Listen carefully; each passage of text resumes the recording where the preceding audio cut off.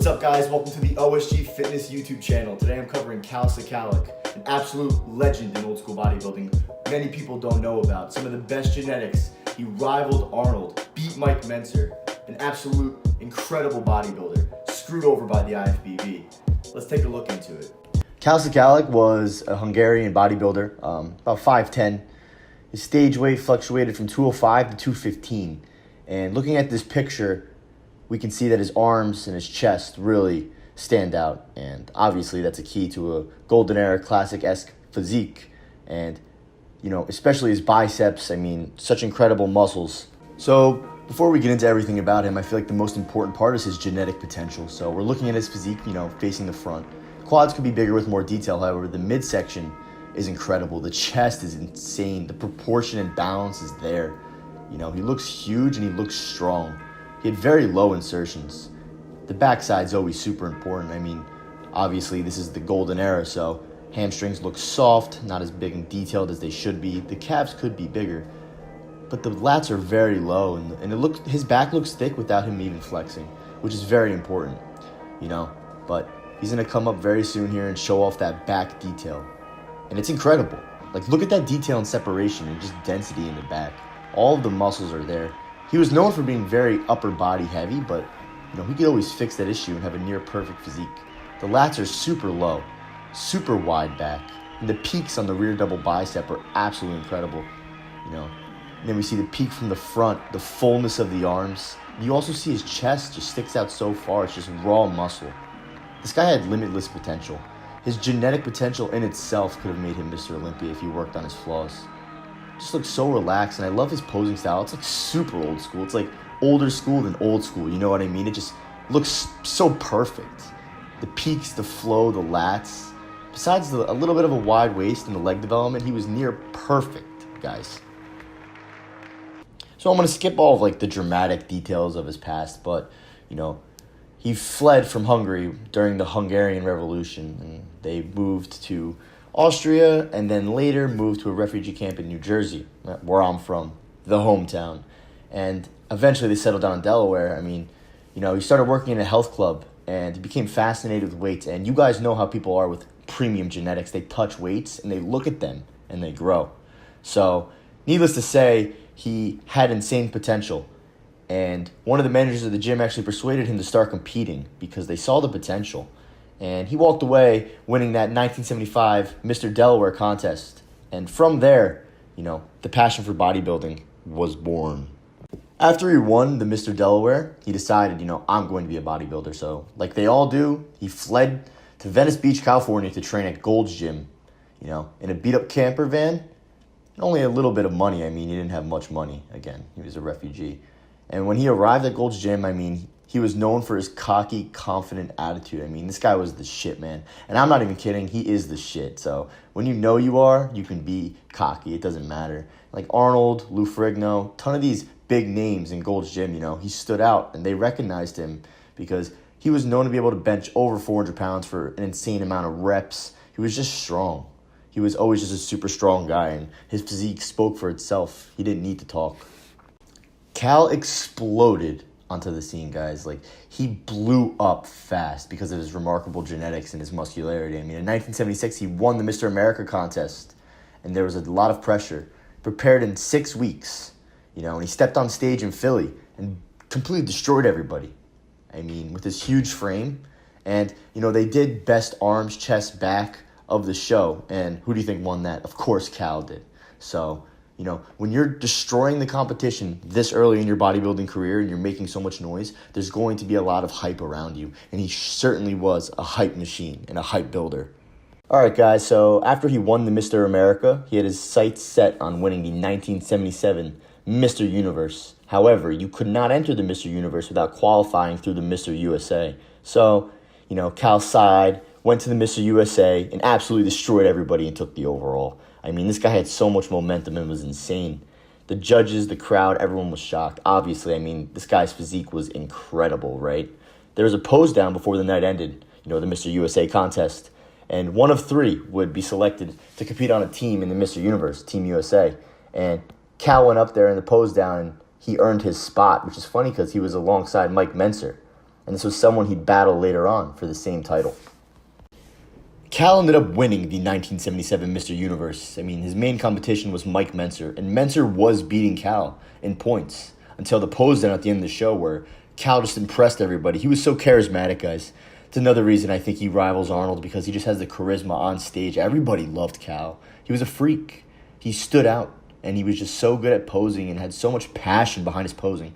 It was so important. So, Cal ended up winning the 1977 Mr. Universe, and Mike's girlfriend, Mike Menser, Kathy Gelfo, was a little salty, and she said, how could Mike lose to half of a bodybuilder? Well, guess what, Kathy? He did, because Cal Sikalik was a stud, and he deserved the win. So this is the beginning of a very odd turn of events for Cal. So after his win with the Mr. Universe, Cal was the absolute shit, and Joe Weider saw this, and he took advantage of the opportunity. So, in his magazine, Cal had training articles every month, and they were building a relationship. But, listen, it's sketchy business and shady business practice, which the Weeders were known for, and he wasn't paying them for some of the photographs being taken in the magazine. So Cal wasn't too happy about that, because he's the honorable guy, and he actually went to Joe Weider's office where the photos were kept, and he grabbed everything and he just left. To kind of get back at him, because you can't take pictures of someone and feature them in a magazine and not compensate them accordingly, right? That makes sense. So I can see why Cal was so upset with this. A lot of bodybuilders would kiss ass to Joe Weider because, he would provide them with limitless opportunities, but Cal was not kissing his ass. And actually, Joe Weider tackled Cal into the floor, and there was a huge lawsuit, but it was settled out of court. And after this, Cal attempted to form a bodybuilding union, and he didn't like the way everybody was kind of manipulated and handled by Joe Weider. And he wanted everyone to be able to make money in any way they wanted as a bodybuilder. And it actually had the support of Arnold, guys. And Arnold said he'd be the union president if Cal got enough guys to stand up against the IFBB. And there was an emergency meeting at a Santa Monica hotel. And Calman and the group of guys went, and they met with Ben Weider and the other federations in the hotel. And Arnold said he would be the president, but he didn't show up. So this made Cal look really bad. And it looked like he was rebelling and trying to get everyone to go against the IFBB. And he thought he had Arnold's support, but Arnold actually bailed on him. So this was really bad for Cal. And he's actually in a bad spot now because he's competing in IFBB competition, which is the Mr. Olympia next year. I actually found footage of the 1978 Mr. Olympia, and this is where Frank Zane is defending his title. And, I'll go through a couple of the guys because I love finding old school footage, and it's really special. So obviously Zane looks incredible. Diced, full, separated. He looks like a Mr. Olympia. He's not big, but that was never his package, And, we're just going to watch them pose, because I just can't get enough. And honestly, Zane looked pretty thick in this Olympia. He did not look as small as usual. Really impressive shape and probably the most conditioned guy on stage. He was also known for his presentation and his posing. So, maybe Cal wouldn't have won the 1978 Mr. Olympia because look at this package Zane is bringing.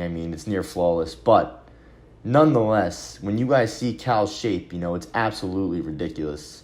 And I think he would have won the over 200-pound class. The competition wasn't too steep. But the spotlight's on Zane right now. This footage really can't be found anywhere, so I want you guys to enjoy it on only the Old School Glory Fitness channel. You know what I mean? Because that's really, I'm a giver, so I figured I'd give back to you guys. That's how I roll. And Zane's finishing up here, so we're going to go to Robbie Robinson right after this. And Robbie is always incredible. And he's actually like a bigger version of Zane. He's always diced to the socks. Look at that pose, man. That's insane. And he looks so full. So, obviously, competition-wise, it was steep. And these are the best guys. And honestly, I have not seen a lineup like this for the Mr. Olympia. When Robbie poses, it flows so perfectly, and there's just way too much separation. It's like there's too many muscles popping. It's like his physique creates muscles out of thin air, that don't even exist. But the back development, super thick, really impressive overall. And, of course, the back double bicep, those peaks are insane. But I would argue Cal's are better. And, Cal was competing in the over 200 pounds. So, when he stepped on stage, absolutely incredible. You guys will see. Jesus. He looks better than Robbie. More separated, better peaks, better muscularity. Guys, come on. This side chest, look at the chest muscle. Come on. I really think he could have won the over 200-pound class. and he had insane potential to win the show. He is the best looking bodybuilder on that stage. Raw muscle, shredded, full. I mean, the back detail, the peaks, all the developments there. And, ideally, he would win the show, right? I mean, and the crowd was going insane during his posing. Needless to say, Zayn won the 1978 Mr. Olympia, and this was actually the famous crucifixion of Cal. When he was announced that he placed 5th overall, it was a huge shock to not only Cal, but everybody in the building. I mean, he could have at least won the overall in the 200-pound class. I mean, Cal was incredible that show, as you guys saw from the footage. So we saw for ourselves here. And they gave him 5th. So, was he unlucky, or did he go against the IFBB and was he crucified? I don't know. There's a lot of politics that come into play. However, they're known, the IFBB, for their political agenda, and you don't go against them. Cal didn't deserve 5th, guys. But now you know you can't rebel against the IFBB platform because they will get back at you. If you want my opinion, I think Cal was the next Arnold. In terms of insertions, his body was so perfect. If he brought up his legs, he'd have no weak points. He was so full, huge arms, huge chest, just so much more muscular and dense than every other guy on stage. And he had insane momentum for a reason. He was just genetically gifted. He was a talent. I really think he was the next Arnold, guys. If he never rebelled against the IFBB, who knows where Cal would be? Might be Mr. Olympia, Who knows how 1978 would go? He had the charisma. He had everything. He was incredible. Don't forget Cal, guys. Seriously, he's a cyclist now, and he found another passion, but he will always be an incredible bodybuilder in my heart and everyone who loves old school bodybuilding.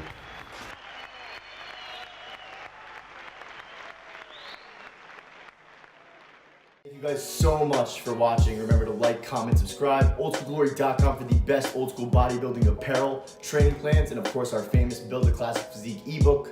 Follow us on Instagram, Glory Old School and Michael Pane. Until next time, guys, achieve glory.